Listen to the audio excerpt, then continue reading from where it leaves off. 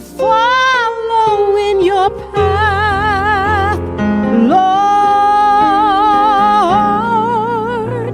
to follow without fainting, bowing at your throne, Lord, and never looking back.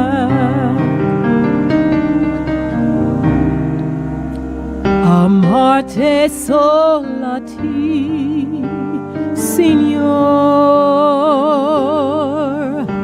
Amarte solati, Signor. Amarte solati, Signor. Y no mirar atrás,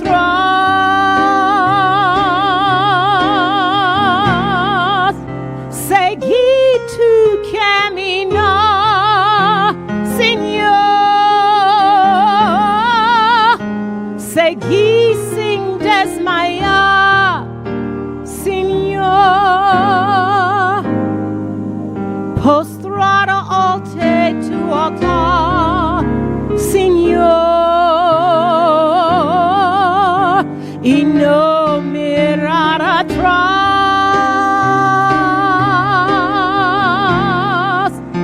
seguir tu camino, Señor,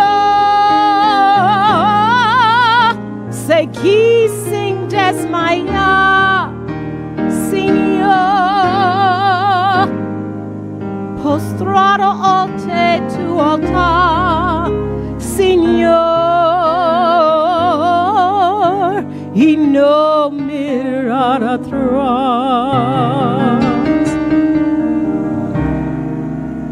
I love only you, Lord. I love only you, Lord. I love only you, Lord. My heart wants only you.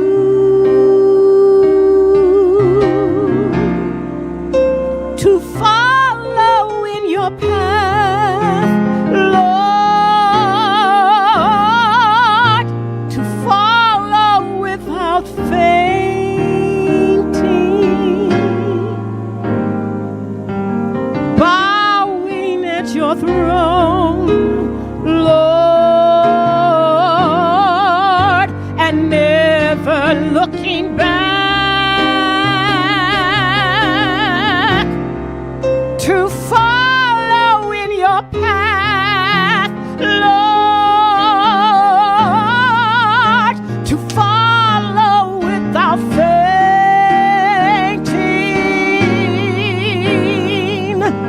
bowing at your throne, Lord, and never looking back.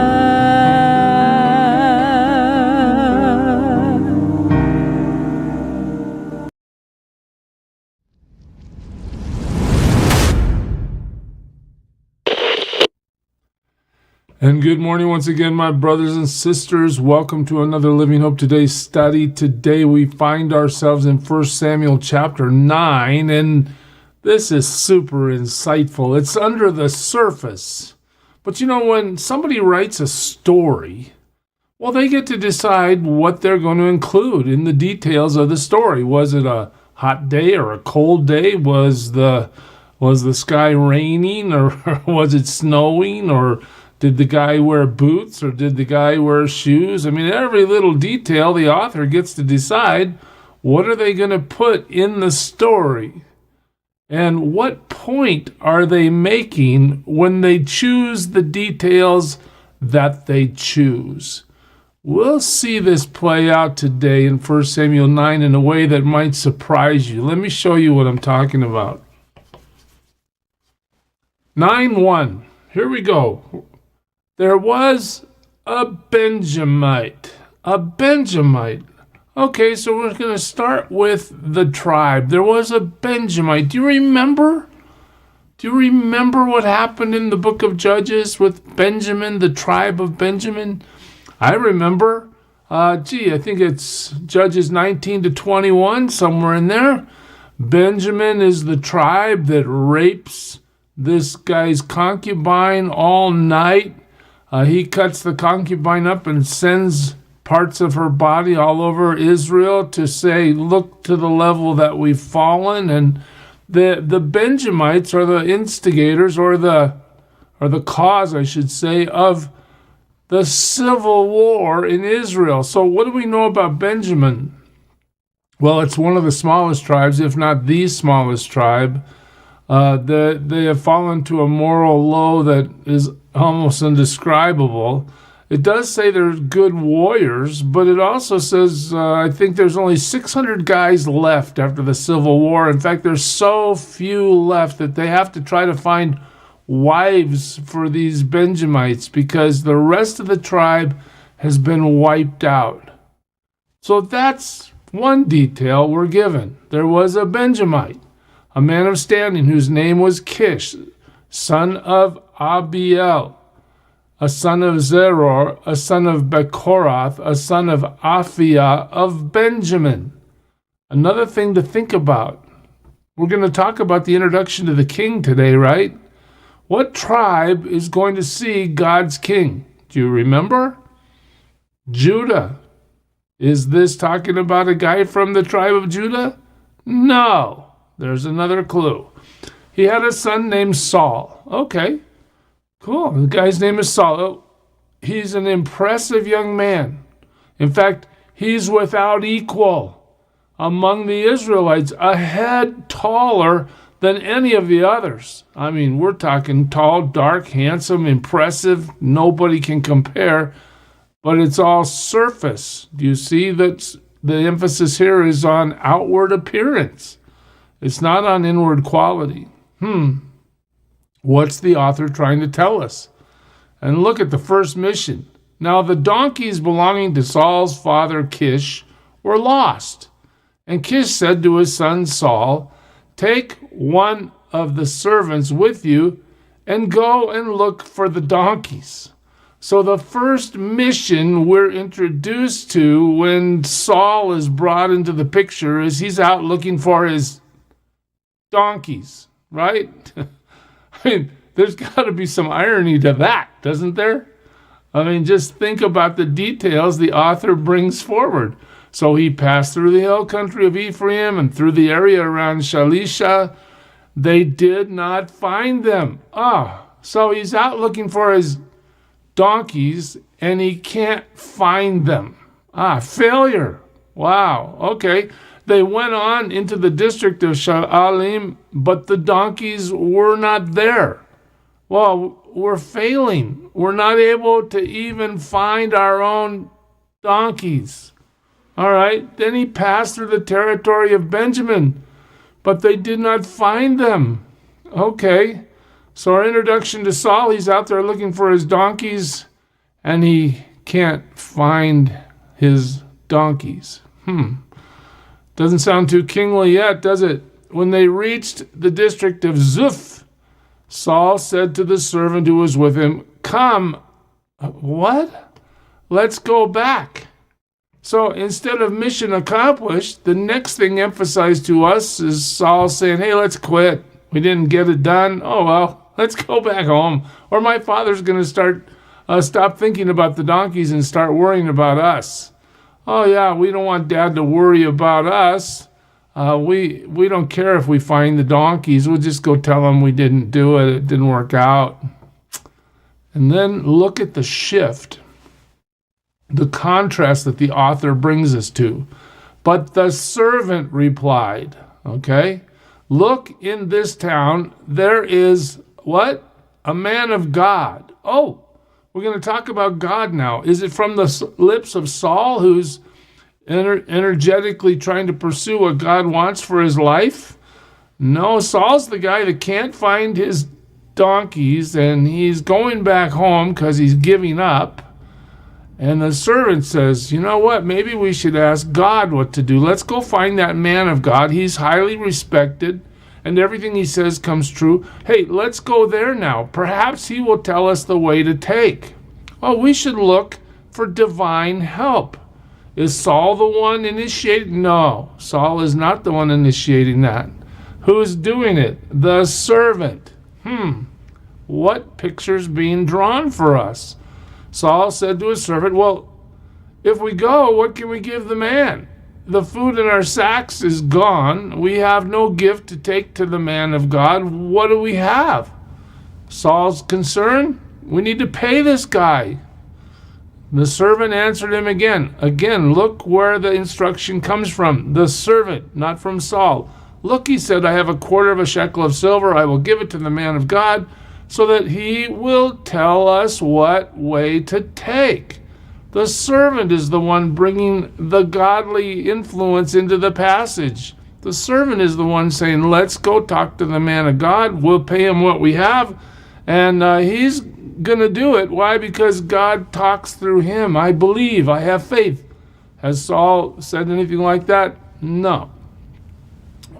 Formerly in Israel, if a man went to inquire of God, he would say, come, let us go to the seer, because the prophet of today used to be called a seer. So now we get this narrator's comment. All right, let me just give you a little background on what's happening in 1 Samuel 9. Back in the day, when people wanted to consult God or look for the prophet or the seer, they would say this sentence, come, let us go to the seer. All right? That was the way to proclaim the fact that you were going to consult God or the man of God and look for the direction of God about your problem. Next verse. Good. Saul said to his servant, come, let's go. Wait a minute. I thought if you're going to go look for a prophet, you should say, come, let's go to the seer. The very next verse, Saul doesn't say that. Come, let's go. Oh, just why does the author put it like this? He's showing us incompetence, even from the beginning. So they set out for the town where the man of God was. As they were going up the hill to the town, they met some girls coming out to draw water. And they asked them, is the seer here? We're looking for the prophet. What is the author bringing us to? Saul is now asking direction from some girls that are going out to draw water. He has no understanding of where he is or what he should do or how to proceed. Okay. They say, well, he is. They answered, he's ahead of you. Hurry now. He has just come to our town today, for the people have a sacrifice at the high place. So Saul's asking directions from these water girls, and they're giving him direction and telling him what to do. All right. In the culture, this would be looked at as not ideal. Okay. As soon as you enter the town, you will find him before he goes up to the high place to eat. The people will not begin The people will not begin eating until he comes, because he must bless the sacrifice. Now, you're not aware of this yet. We're not that far into the story, but these water girls are telling the future King Saul that when you deal with Samuel and when you deal with this kind of celebration and sacrifice, you always have to wait for the prophet before anything really gets started. Why is that significant? Well, we'll see later in the story that these water girls know what's going on, but the king of Israel, Saul himself, doesn't remember this. But right from jump, he has been instructed on protocol. All right, by the water girls. Okay. Afterward, those who are invited will eat. Go up now. You should find him about this time. All right, they're telling him what to do. They went up to the town, and as they were entering it, there was Samuel coming toward them on his way up to the high place. So, what happens? Saul greets the prophet.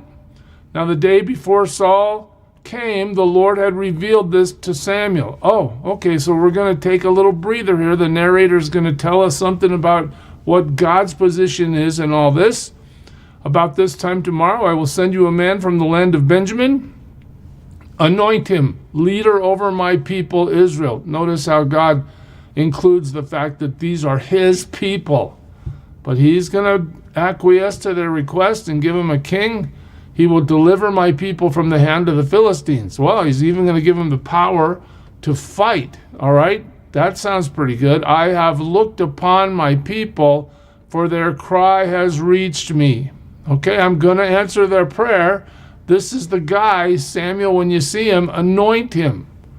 When Samuel caught sight of Saul, the Lord said to him, this is the man I spoke to you about. He will govern my people. So Samuel the prophet has identification, confirmation from the Lord himself that he is to anoint Saul king.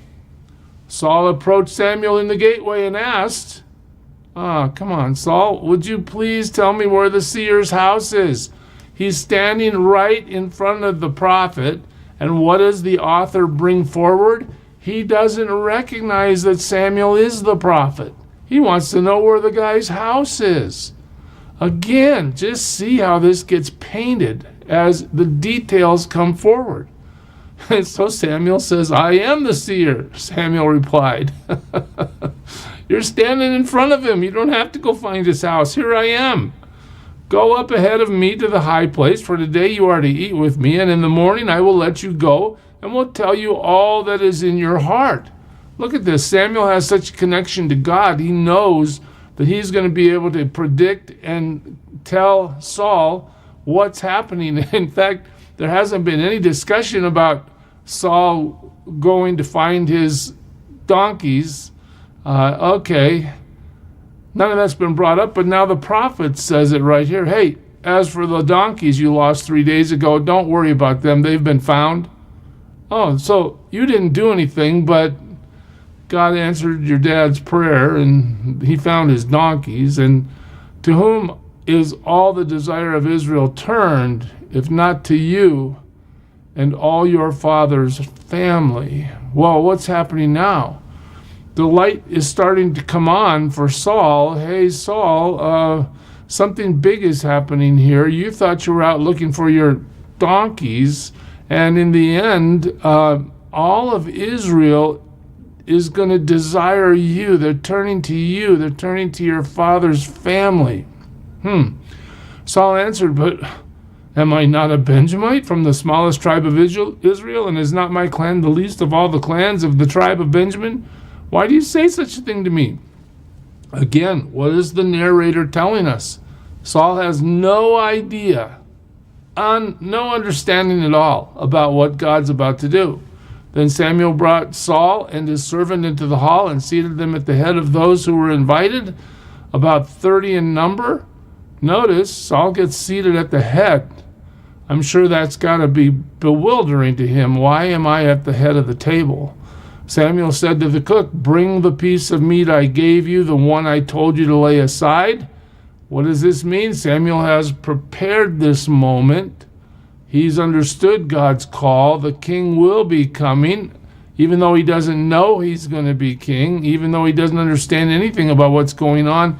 I'll reserve the special meat for him. So the cook took up the leg with what was on it and set it in front of Saul. And Samuel said, here is what has been kept for you. Eat, because it was set aside for you for this occasion from the time I said, I have invited guests. And Saul dined with Samuel that day. There's no real mention of Saul's understanding here at all. After they came down from the high place of the town, Samuel talked with Saul on the roof of the house, and they rose about daybreak. And Samuel called to Saul on the roof, get ready, and I will send you on your way. When Saul got ready, he and Samuel went outside together. So it's time to depart. As they were going down to the edge of the town, Samuel said to Saul, tell the servant to go on ahead of us. And the servant did so. But you stay here a while so that I may give you a message from God. God's intervening. God's acquiescing to the people's request. But just look at how this story plays out. He's a Benjamite. He's not from Judah. He's from a tribe that's very violent and immorally reprehensible and almost extinct. His appearance is impressive outwardly, but his first mission is to find the donkeys. And his first mission fails miserably. He never does find the donkeys. And his servant is the one that says, we should ask God. We should go find the prophet. And the girls tell him, well, the prophet's over here. And the girls tell him, this is how the sacrificial protocol works. You need to wait for the prophet. And Saul asks Samuel for direction to the seer's house. You see how the details just continue to add up until we're left with a picture of Saul that includes basic incompetence, basic not understanding anything. Well, we'll pick it up there next time as this goes forward. It's a fascinating study. God bless you, church. Serve him well. Who is it who for sinners shed his blood, and now for cleansing all can plunge beneath that flood? It's Jesus.